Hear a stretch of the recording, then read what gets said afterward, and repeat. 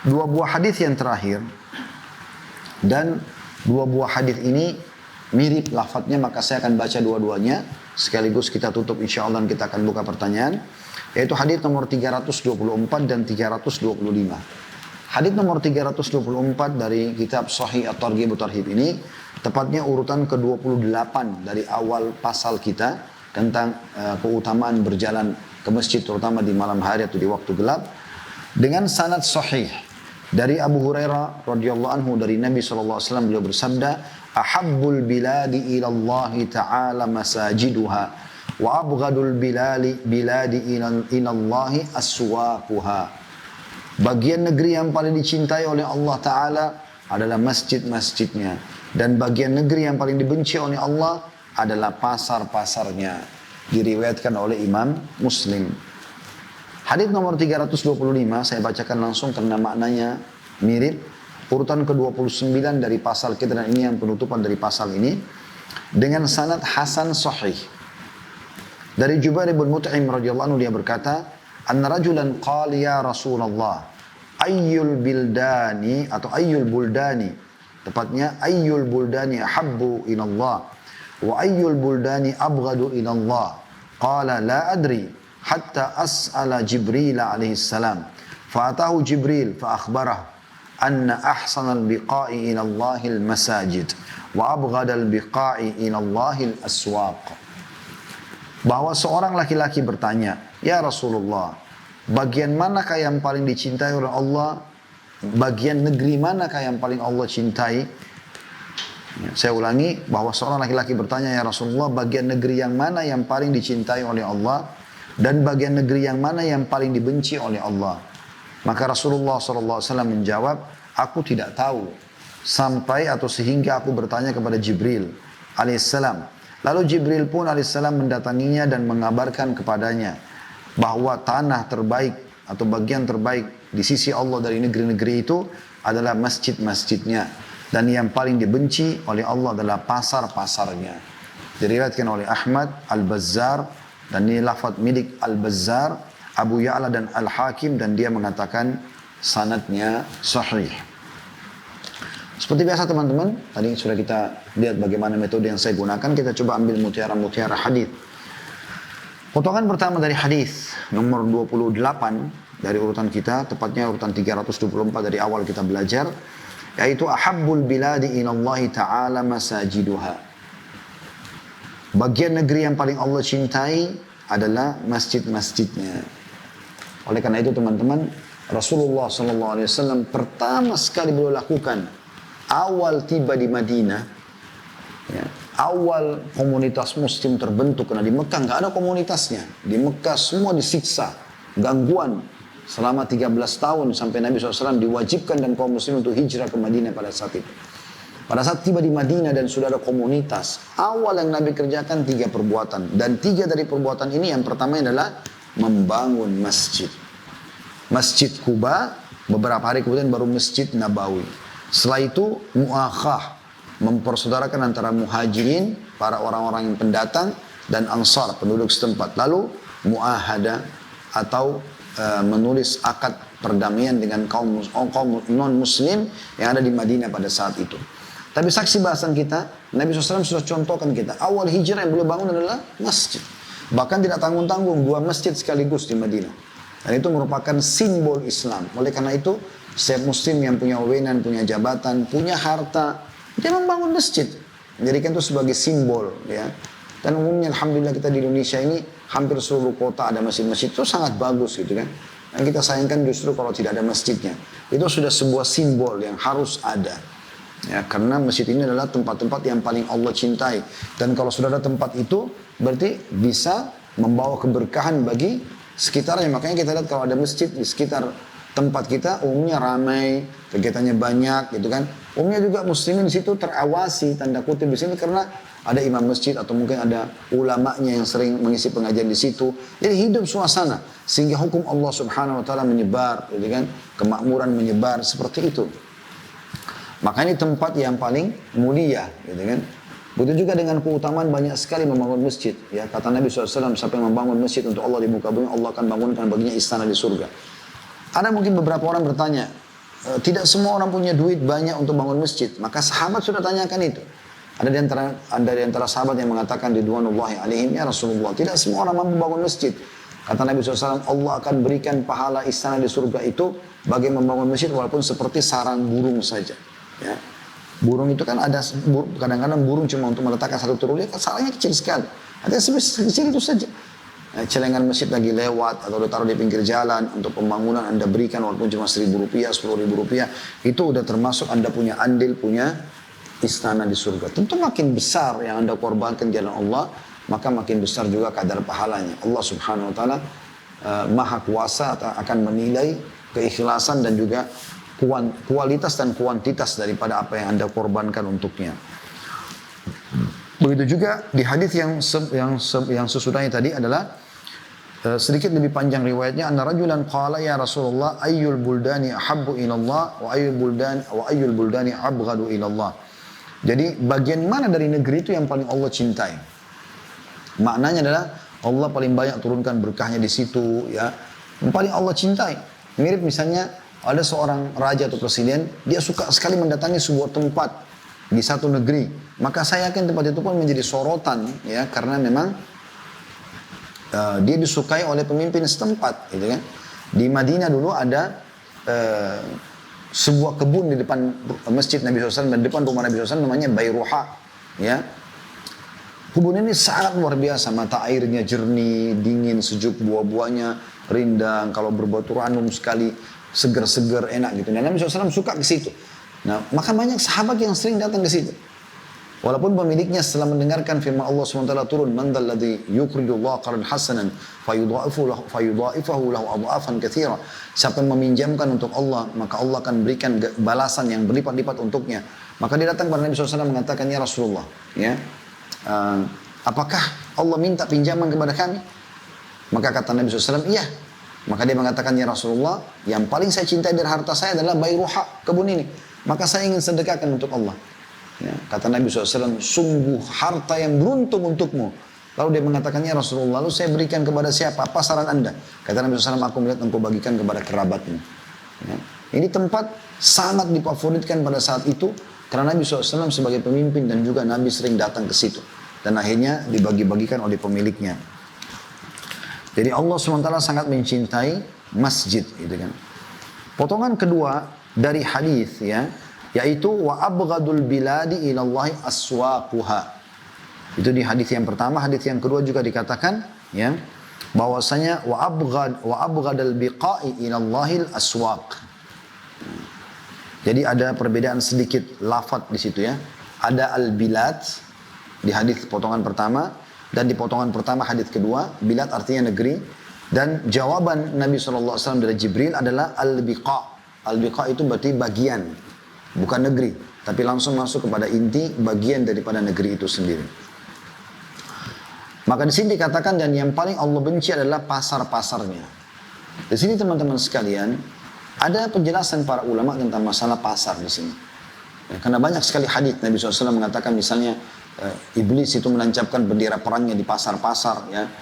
Nah di situ dia paling banyak bisa menggoda orang bertransaksi palsu, riba, ya, terbuka aurat, terjadi kemaksiatan banyak, ya. Terutama transaksi penipuan, ya. Seperti itu kurang lebih. Jadi banyak pelanggaran agama. Tapi ini bukan berarti teman-teman sekalian tidak boleh ada pasar. Karena Allah Subhanahu wa taala menyebutkan tentang Nabi Muhammad SAW dan menggambarkan semua nabi-nabi juga, ya, jalan di pasar-pasar. Yamshuna fil aswaq. Kata Allah SWT dalam Al-Quran. Para nabi-nabi pun yang kami utus sebelum Muhammad, mereka berjalan-jalan juga di pasar. Mereka beli juga kebutuhannya. Jadi pasar boleh ada. Di zaman Nabi SAW ada pasar. Bahkan Nabi SAW pernah masuki pasar.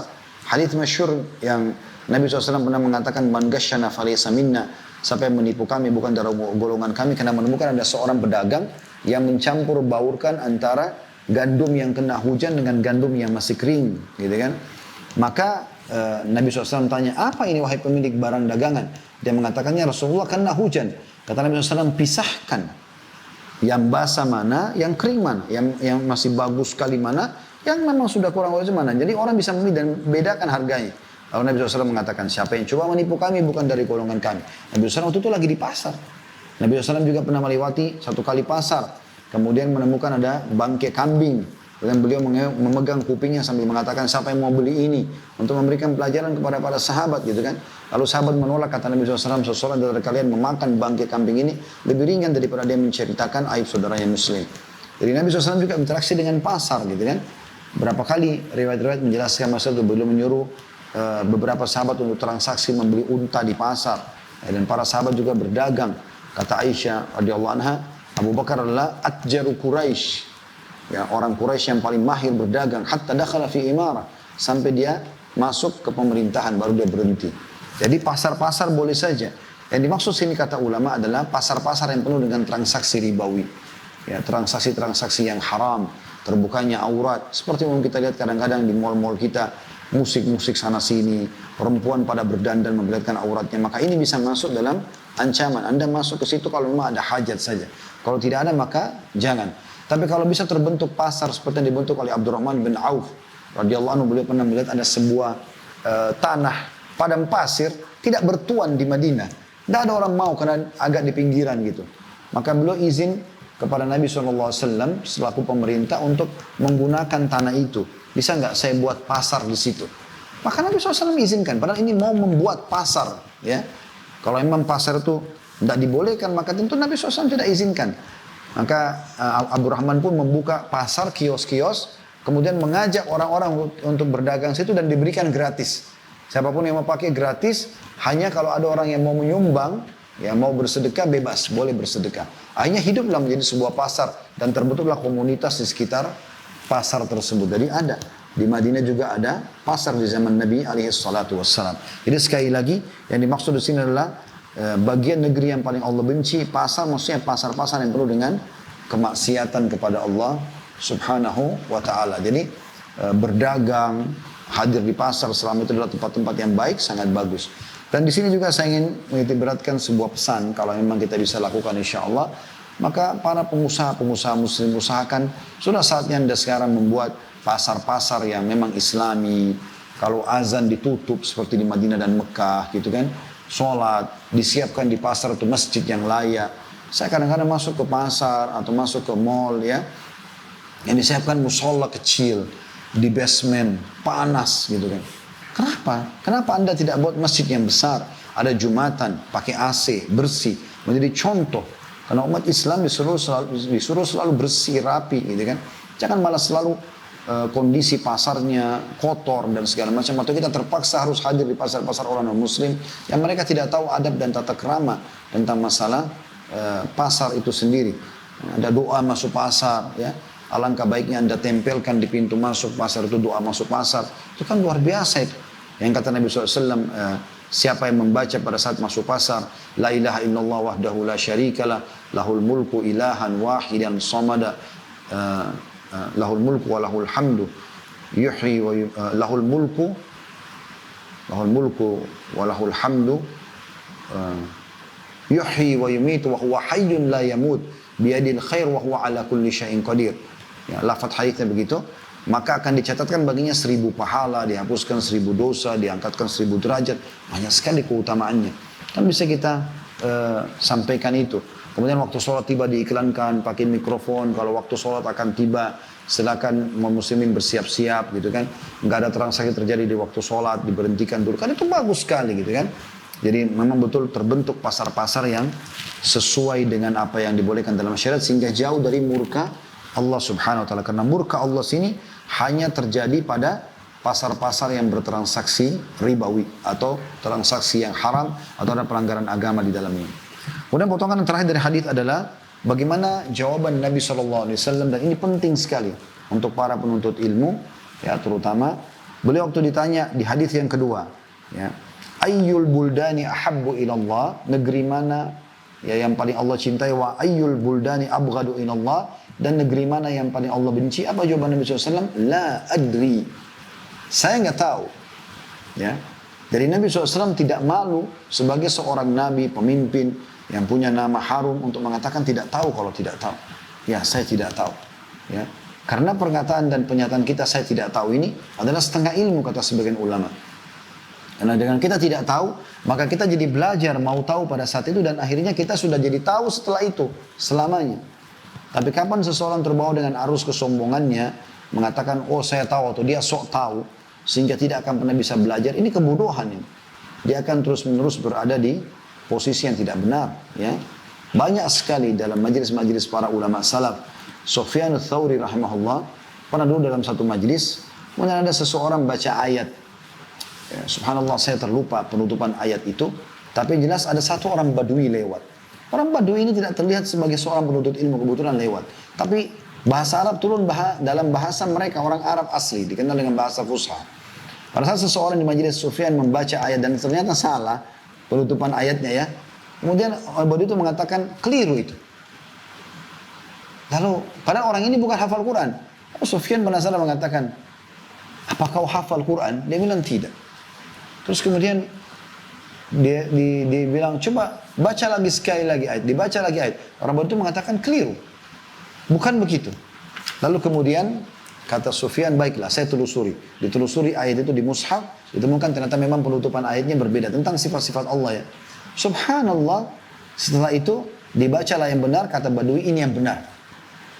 Kata Sufyan ats-Tsauri, bagaimana kau bisa tahu? Dia bilang, karena tidak mungkin Allah menutup ayat-ayatnya kecuali dengan sifat-sifatnya yang tepat pada sasarannya.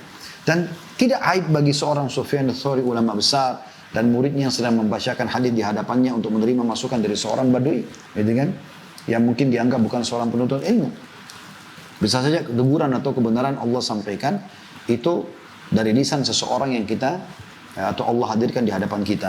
Dan di sini Nabi SAW langsung menyampaikan bahwasanya saya akan menanyakan kepada Jibril, karena Jibril adalah makhluk Allah ya, dari malaikat yang Allah utus khusus untuk atau yang Allah utus untuk membawa wahyu kepada Nabi SAW. Jadi kayak sekarang boleh kita tanyakan, kita katakan saya mau bertanya kepada guru saya dulu, saya tanyakan dulu kepada para ulama, nanti baru saya sampaikan. Subhanallah, saya temukan ini dari guru-guru kami juga ya. Saya berapa kali menanyakan fatwa kepada Syekh Shalih Suhaimi hafizahullah di Madinah, guru kami. Saya pernah tanyakan kepada Syekh Ziyad Abbadi di Jordan dan beberapa teman-teman yang satu syekh-syekh kita yang lain. Kalau betul-betul masalahnya berat, beliau mengatakan saya akan tanyakan dulu kepada masyayikh yang lain. Ya, bahkan mereka mengatakan saya akan tanyakan kepada mufti. Berapa hari yang lalu ini ada seseorang bertanya tentang dia sudah menikah, ya, kemudian sudah cukup lama dia menikah rupanya. Sampai sudah mengandung anak yang kedua. Ibu ini mengandung anak yang kedua. Subhanallah, dia baru tahu ternyata, dan kedua orang itu sudah meninggal. Dia baru tahu ternyata itu dia anak angkat.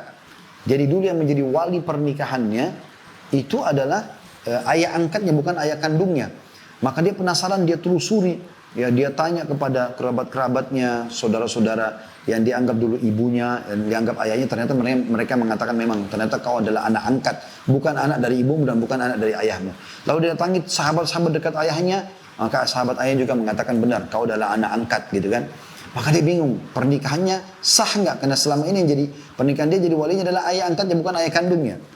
Dan ditanyakan kepada saya bilang baik, saya minta waktu, saya akan tanyakan dulu, saya tanyakan kepada Syekh Ziyad. Subhanallah, jawaban beliau, doktor di bidang hadis ya, dan sudah menjadi rujukan untuk dai-dai di seluruh dunia kurang lebih kalau saya bisa bahasakan itu. Beliau mengatakan, ya Khalid, saya akan tanyakan kepada mufti di Jordan. Lalu beliau tanyakan, keesokan hari baru beritakan kepada saya. Ternyata beliau mengatakan jawaban mufti karena permasalahan ini sedikit agak rumit ya, maka lebih baik dia menikah lagi. Ya, menikah lagi walaupun tidak sampai mengundang orang. Kemudian beliau mengatakan hukum anak-anaknya tetap dinisbatkan kepada dia karena ketidaktahuan itu. Allahu a'lam. Itu yang disampaikan.